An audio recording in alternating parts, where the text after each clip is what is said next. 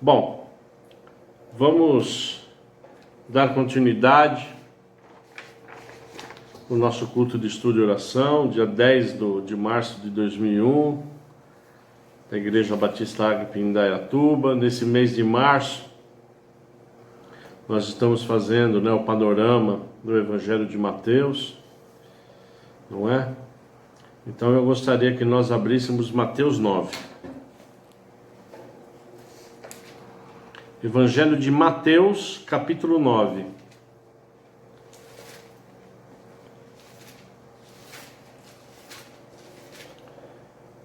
Mateus 9.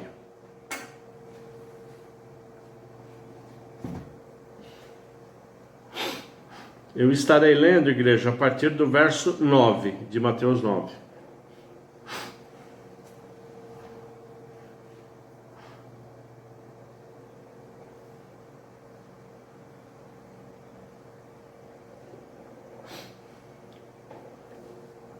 A palavra do Senhor diz o seguinte, igreja, Mateus 9, a partir do verso 9. Quando Jesus saiu dali, viu um homem chamado Mateus, sentado na coletoria, e lhe disse: siga-me. Ele se levantou e o seguiu. Estando Jesus à mesa, na casa de Mateus, muitos publicanos e pecadores vieram e tomaram lugares com Jesus e os seus discípulos. Vendo isso, os fariseus perguntavam aos discípulos de Jesus: por que o mestre de vocês come com os publicanos e pecadores? Mas Jesus, ouvindo, disse: os sãos não precisam de médico, e sim os doentes. Vão e aprendam o que significa: quero misericórdia e não sacrifício, pois não vim chamar justos, e sim pecadores. Pai, em nome de Jesus, é um privilégio nessa noite nós estarmos reunidos em Seu nome para aprender mais de Ti, Deus. Que o Senhor continue conduzindo esse culto, que o Senhor continue conduzindo, Pai, a ministração da Sua palavra nos nossos corações. Que o próprio Espírito Santo, Ele sopre nos nossos corações a palavra Jesus Cristo. Que não haja em nome de Jesus nenhuma interferência, absolutamente nada, Pai, que possa interferir. Em nome de Jesus, nós oramos e Te agradecemos. A primeira pergunta, e começando a desenvolver o Evangelho de Mateus, é uma pergunta meio óbvia, quem escreveu o Evangelho de Mateus? Não é? O Evangelho de Mateus, ele é escrito por um dos seus apóstolos, não é? Um dos apóstolos de Jesus Cristo, que chama o quê? Mateus. E o que significa a palavra Mateus? A palavra Mateus significa gentil e equilibrado. Mateus, ele foi chamado por Jesus Cristo para ser um dos seus apóstolos. E no verso 9 do capítulo 9, quando Jesus chama Mateus, ele imediatamente segue a Jesus Cristo. Não é? Se levantou e seguiu, e foi imediato, assim como todos os apóstolos. Não é? E Mateus, ele se chamava Levi. Levi, cujo significado da palavra é firme, decidido, que tem a ver muito com a personalidade de Mateus. Então, na verdade, por ser uma pessoa firme, decidida, Jesus Cristo o chama utilizando o quê? A sua personalidade para seguir o quê? Para segui-lo. E para depois o quê? Promulgar o Evangelho. Para promulgar o Evangelho, os apóstolos tinham que ser o quê? firmes e decididos.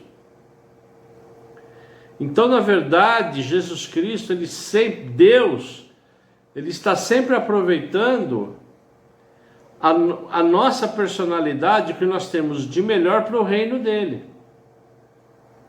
Né? Nesse caso, Levi foi utilizado, né? Ele foi chamado, não é? Porque ele tinha realmente esse coração voltado à obra, esse coração que se converteu a Jesus Cristo, mas ele com certeza não iria decepcionar Jesus Cristo no seu ministério de promulgar as boas novas, tanto é que isso acontece.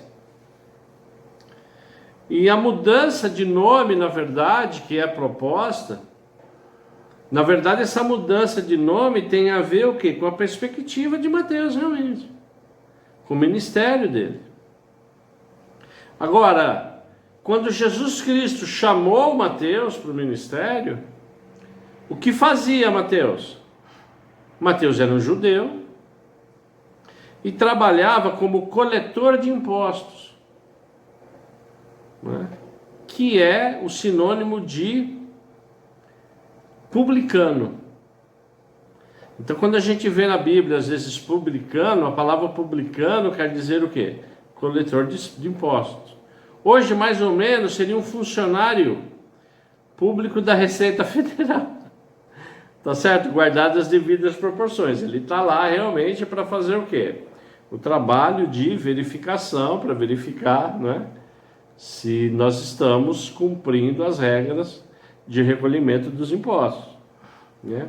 Então, na verdade, o trabalho de Mateus, de Levi, né, ele era esse. Levi era um coletor de impostos, ele era um publicano. Porém, os impostos, eles eram dados para quem? Para os romanos.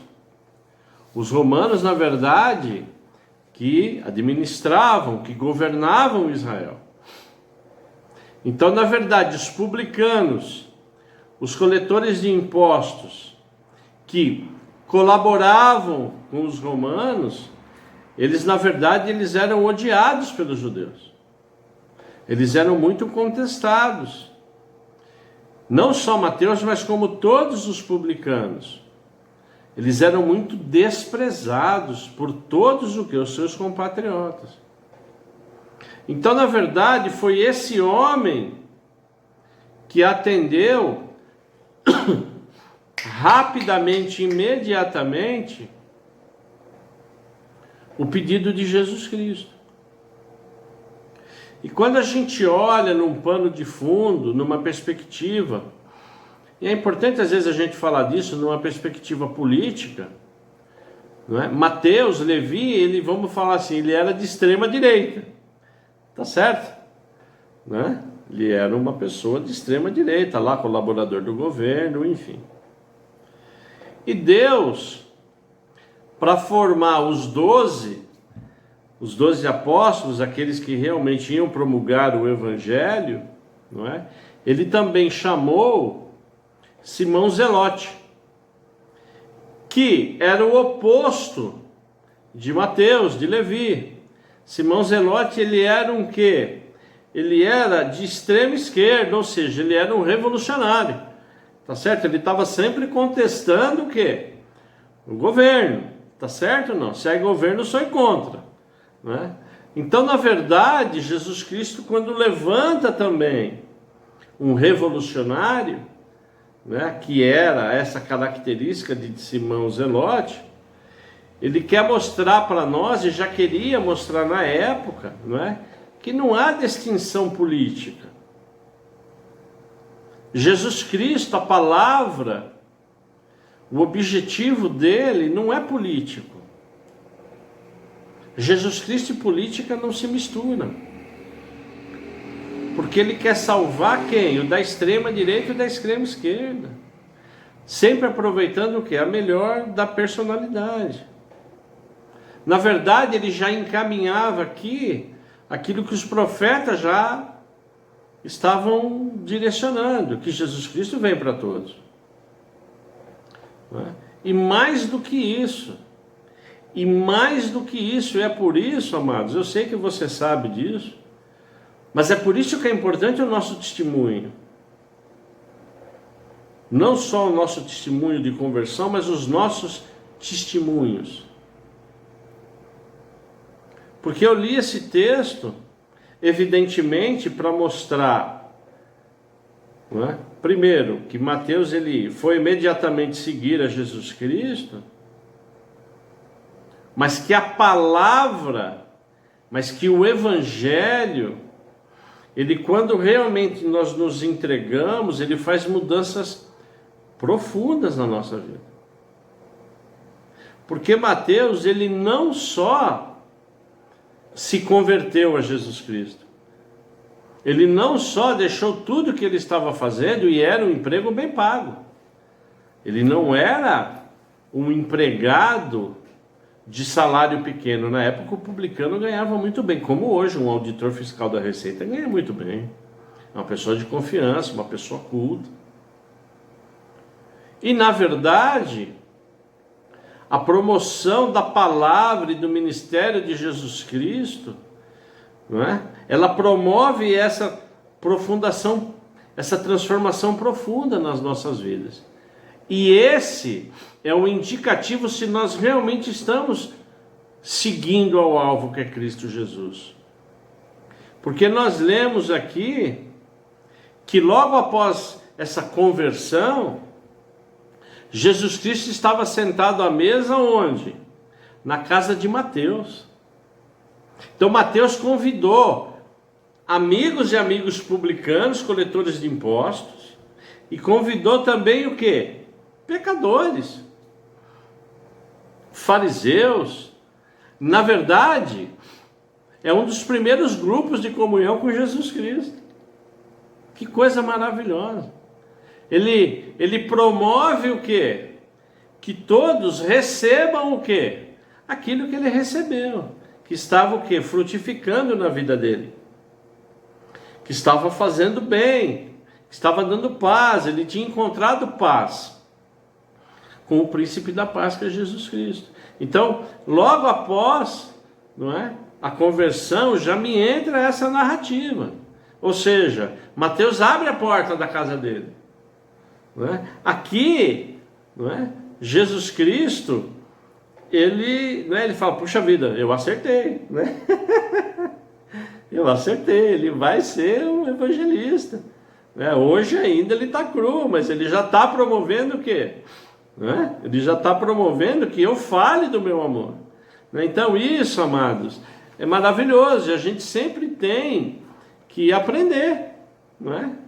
Porque a gente, quando se converte, quando a gente conhece Jesus, aquele primeiro amor no início é uma coisa maravilhosa. É lógico que depois vem as lutas, como, né? Elas não acabam, né? Mas é importante a gente voltar e fazer uma reflexão, uma meditação, né? Que a gente, em nome de Jesus, volte e tenha sempre esse primeiro amor, né? Sempre essa vontade de mostrar, de falar, né? De promulgar a palavra. E graças a Deus a nossa igreja, ela vem se reunindo, né? Nas quartas e no domingo, não é que na verdade nós sentimos esse prazer, né? De ouvir a palavra, de ouvir os cânticos, as ministrações. Então, na verdade, Mateus, Levi, ele teve o quê? Uma conversão genuína. E ele ali inicia o quê? O seu evangelho, o seu ministério evangelístico. Não é? Bom, a gente continua caminhando e aí a pergunta é, quando? Isso é interessante a gente saber. Não é? E você vai saber por quê. Qual a data que esse evangelho ele foi escrito?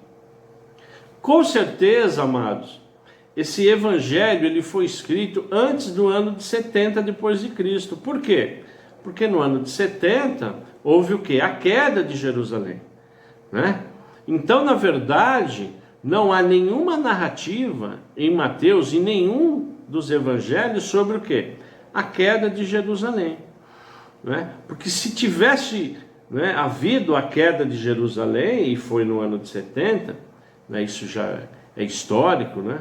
O próprio Joséfo, né, ele identifica isso, mas é história, não só Joséfo escreveu isso. né? Ele, além disso, além dessa constatação, né, mesmo que Mateus tivesse ocultado, né, que ele não teria feito, mas vamos supor que ele tivesse feito, né, outra constatação que foi antes do ano 90, é que em Mateus, lá entre capítulo 23 e 24, Mateus, ele escreve uma profecia, que Jerusalém iria ser atacada, Jerusalém iria ser o quê? Invadida, não é? Então essa é a maior constatação, tá certo? De que não só o evangelho de Mateus, e já adiantando, todos os evangelhos foram escritos antes do ano 70, porque não há evidência, não há registro em nenhum dos 3 evangelhos. Muito bem. Bom, isso posto, eu convido a igreja a ir ao livro de Atos dos Apóstolos, né, logo depois de João, Atos dos Apóstolos, no capítulo 1. Há uma revelação aqui importante.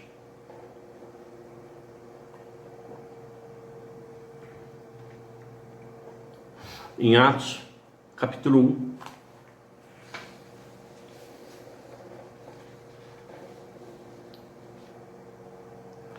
Atos 1, 6, a partir do verso 6, amados, que trata da ascensão de Jesus Cristo. Jesus Cristo morto, crucificado, não é? Ele ressurgiu, ficou 40 dias ainda conosco, não é? E aqui existe um momento, a narrativa do momento que Jesus Cristo, não é? Ascende, né? A ascensão de Jesus Cristo ao céu. Atos 1, a partir do verso 6. Então os que estavam reunidos com Jesus lhe perguntaram: será esse o tempo em que o Senhor irá restaurar o reino a Israel? Jesus respondeu: não cabe a vocês conhecer tempos ou épocas que o Pai fixou pela sua própria autoridade. Mas vocês receberão poder ao descer sobre vocês o Espírito Santo, e serão minhas testemunhas, tanto em Jerusalém, Judéia, Samaria e os confins da terra. Depois de ter dito isso, Jesus foi elevado às alturas, à vista deles, e uma nuvem o cobriu dos seus olhos. E estando eles com os olhos fixos no céu, enquanto Jesus subia, eis que 2 homens vestidos de branco se puseram ao lado deles e lhes disseram: homens da Galileia, por que vocês estão olhando para as alturas?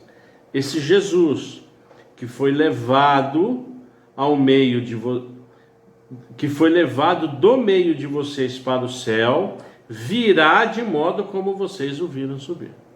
Tá certo? Bom, não é? Então os 2 anjos, tá certo? Avisando o povo: olha, Jesus subiu, tá certo?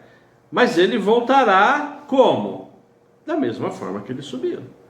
Tá certo? E depois Paulo, ele fala isso nas suas cartas, Apocalipse, né, que ele voltará, falamos isso no culto, que ele voltará de uma forma visível, de uma forma física, de uma forma gloriosa, tá certo? Que todo olho verá. Só que é assim, amados, na cabeça, isso é história, tá? Na cabeça do povo, né, que assistiu aquilo, Jesus voltará, mas quando? Bom, ele morreu, depois de 3 dias ressuscitou e ficou com a gente. Ele ascendeu, né? Ele foi para o céu. Bom, se os anjos estão falando que ele vai voltar, mas ele vai voltar quando? Ele vai voltar logo, né? Jesus viveu 33 anos, então ele ascendeu 33, 34 anos depois do nascimento de Cristo, tá certo? Que o nascimento de Cristo, o que? Origina o depois de Cristo, não é? O nascimento. Então, passado 34 anos, não é? Jesus Cristo, ele ascendeu. E aí, existe uma curiosidade, né, interessante, que os evangelistas, os apóstolos, mesmo pregando o evangelho, né, mesmo, não é, indo, não é, pregar onde Jesus Cristo mandou, não é, ordenou, Ó, vocês serão minhas testemunhas aonde? Na Judéia, Samaria, tá certo? Até nos confins da terra. Isso aqui está incluso Roma, que era muito longe na época, né? Por situação de locomoção, tá certo? Então eles meio que estavam esperando, né? Eles estavam esperando o quê? A volta de Jesus. Só que Jesus não vinha, ele não voltava, tanto é que nós estamos esperando até agora.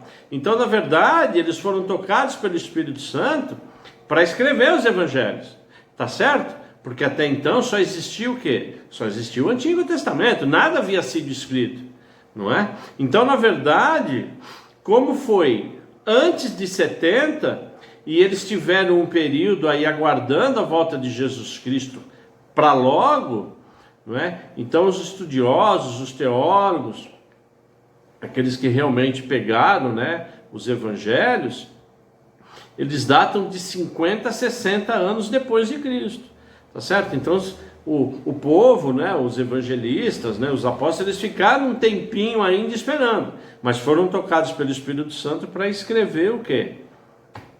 Os evangelhos. É uma curiosidade, é interessante, né?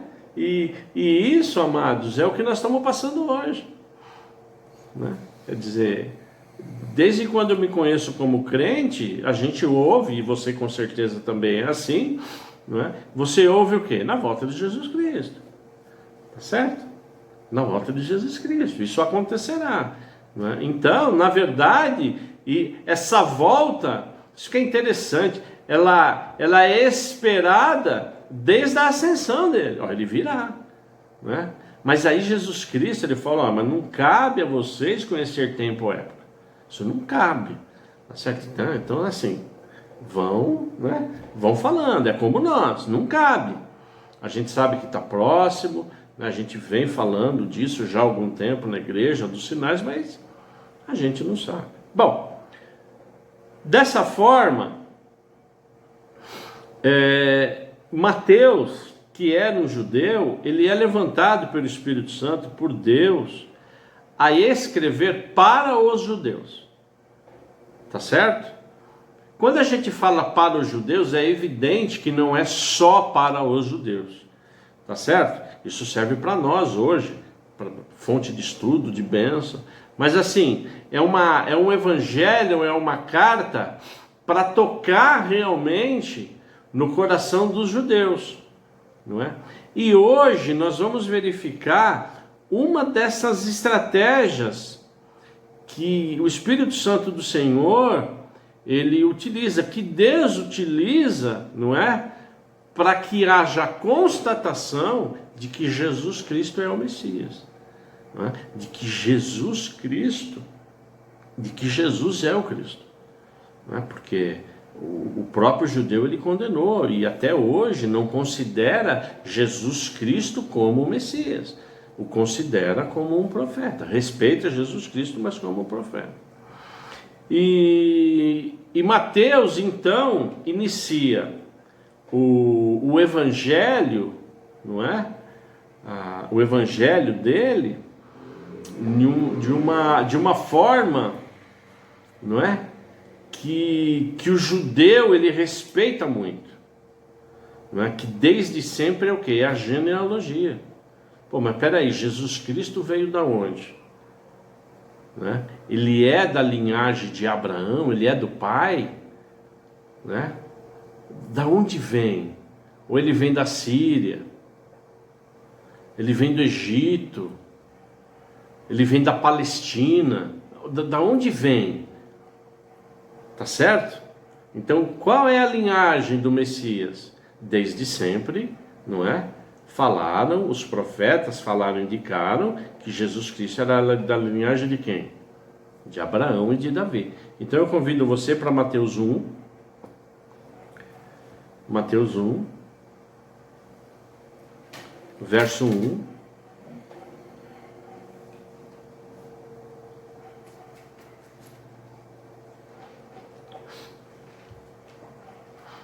Mateus, começando o evangelho dele, apontando para os judeus, olha, Esse é o Messias. E a genealogia está aqui.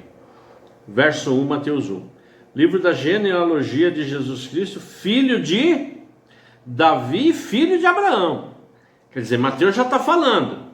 Um judeu, ele é filho de Davi, da linhagem de Davi. Ele também é filho de quem? De Abraão.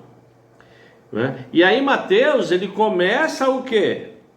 Desde Abraão até José, o pai dele, a descrever o quê? Toda a linhagem. Né? Então vamos lá no verso 2. Abraão gerou Isaac, nós sabemos. Isaac gerou Jacó. Tá certo? Jacó gerou Judá, da tribo de Judá. Percebe, amados? Né? Então Jesus vem da tribo de Judá e os seus irmãos. Judá gerou Pérez e Zera, cuja mãe foi Tamar. Pérez gerou Esrom, Esrom gerou Arão, Arão gerou Aminadab, Aminadab gerou Nasson, Nasson gerou Salmão, Salmão gerou Boaz, cuja mãe foi Raabe. Né? Então existem alguns nomes aqui que você conhece. Boaz gerou Obed, cuja mãe foi Ruth, livro de Ruth. Olha a linhagem de Jesus Cristo.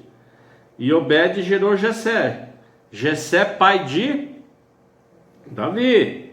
Jesus Cristo, filho de Davi. O rei Davi gerou quem? Salomão. E Salomão, cuja mãe foi aquela que tinha sido mulher de Urias. Quem foi a mulher de Urias? Batseba.